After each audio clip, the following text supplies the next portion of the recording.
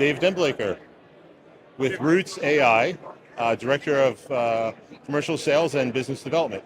So what we do is we remove the complexity in P&C insurance with respect to making a decision whether to underwrite or how you pay claims, process them, and everything around P&C. And one of the things that separates us from a lot of our competitors is our fine-tuned large language models have been trained on over 300 million non-public unstructured documents. So that's a huge differentiator. So carriers, brokers, and TPAs.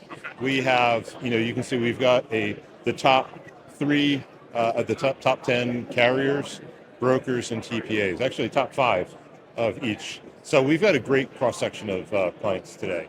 The biggest thing that I think people need to look at is how was the AI created? Was it really smart people in Silicon Valley that built these AI engines that don't really have industry experience? Or were the founders from insurance and understand the issues deeply and have built AI around that, which is the case with Roots. Our 2 founders spent 15 years at AIG. They saw firsthand the inefficiencies and the potential process gains that AI could provide, and that was the genesis for them building Roots out. So that's a huge difference between all of the competitors here.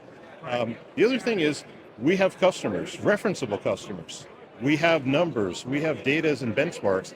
A lot of our competitors don't have those today.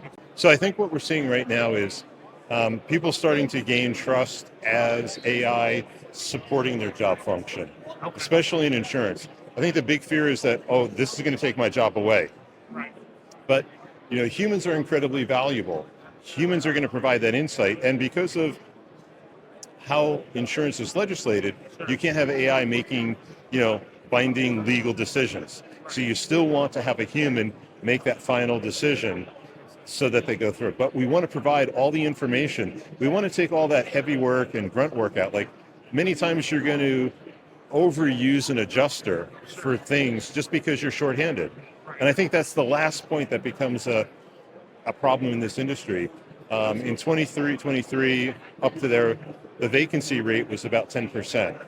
I did a search just before, and it's showing that in 2024 to 2025, it's gone to 12 to 15%. And then in 2040, 50% of the insurance professionals are going to be leaving the industry. So if you forget everything else out there, the drop-off in people to serve a growing population and community is going to be a major problem. So we need to leverage AI to do the heavy lifting so that we can do more with fewer people that are going to be available in the future. This goes out to college kids.